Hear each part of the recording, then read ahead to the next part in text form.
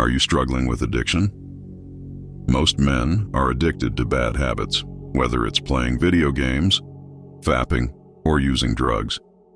But the worst thing is they never admit they're addicted. Instead, they cope and say things like, "Fapping is healthy, bro.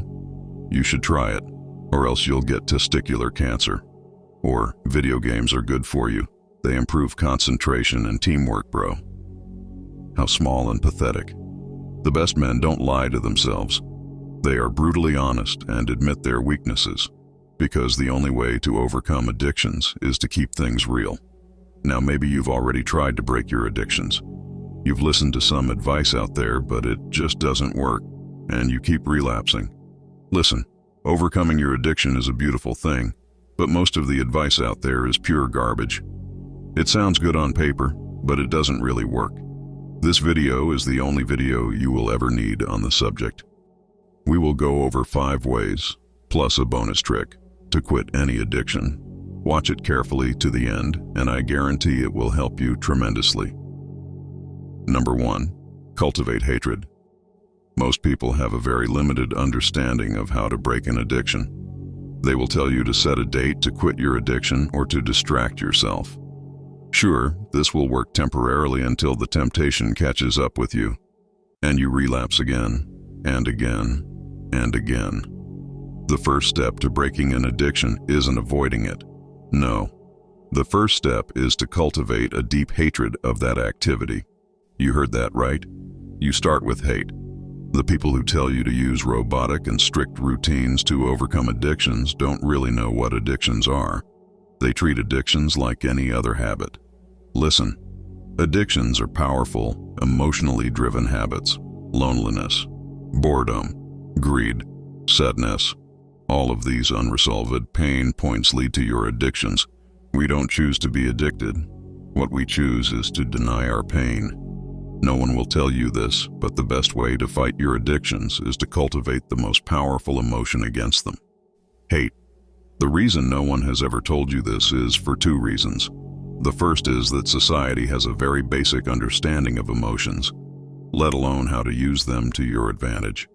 The second reason is that people think of emotions like hate and anger as negative emotions, which isn't exactly true. There is a time and a place for every emotion, even hate. Think about it. If you have an addiction to gambling or smoking, love isn't going to get you out of it. Happiness won't destroy your bad habits.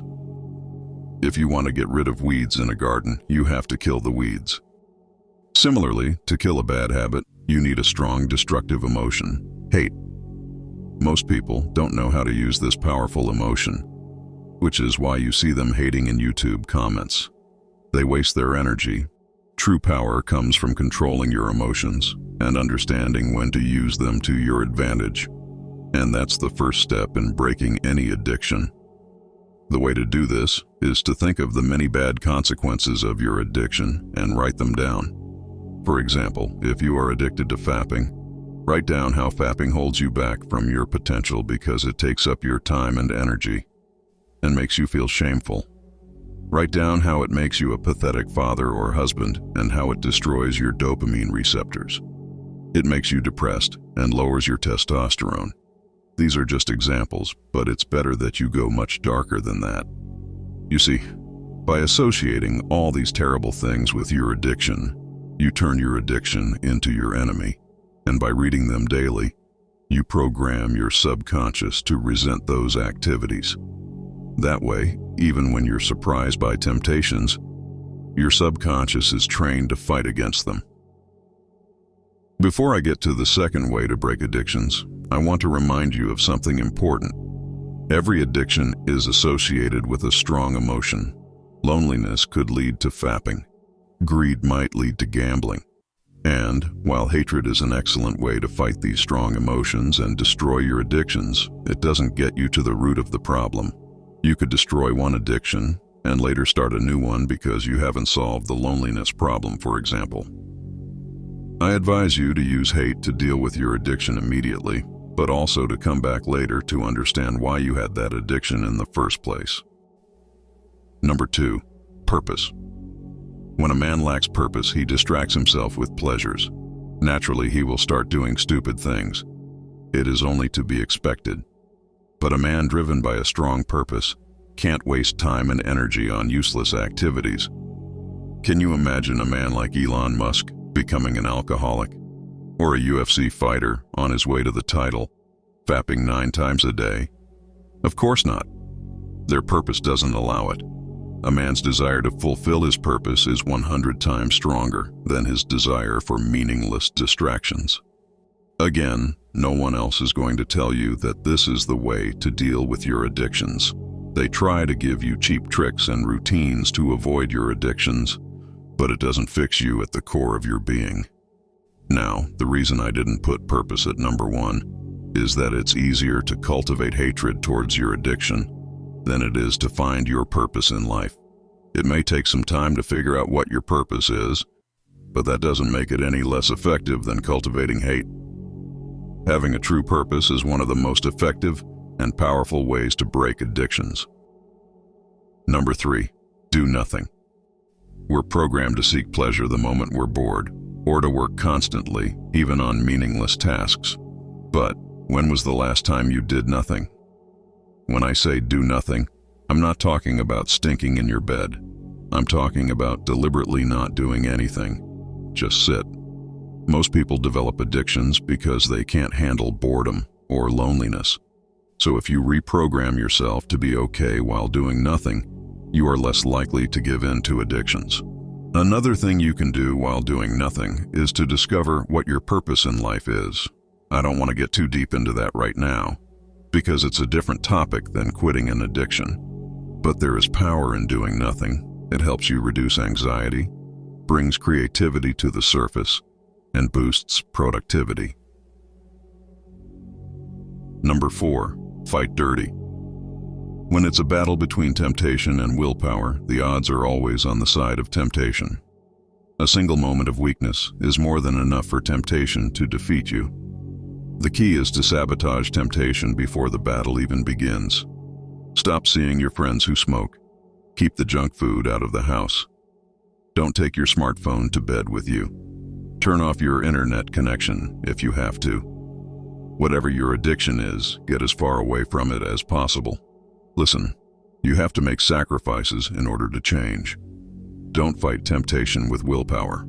That's a last resort. Instead, defeat temptation by being smart and clever. Make it an uneven battle. Don't give your enemy an opening to pick up its sword. That's how you destroy your temptations. In other words, change your environment and make it as difficult as possible for your addictions to lure you in. Number 5, move. The power of regular exercise in dealing with addiction is often underestimated. A sedentary lifestyle is the mother of all addictions. Exercise is the killer of addictions. It helps you manage your mental health, so get moving. You can't smoke weed while sprinting. You can't fap while doing burpees. You can't gamble while swimming. It's very hard to be pathetic while you're moving intensely.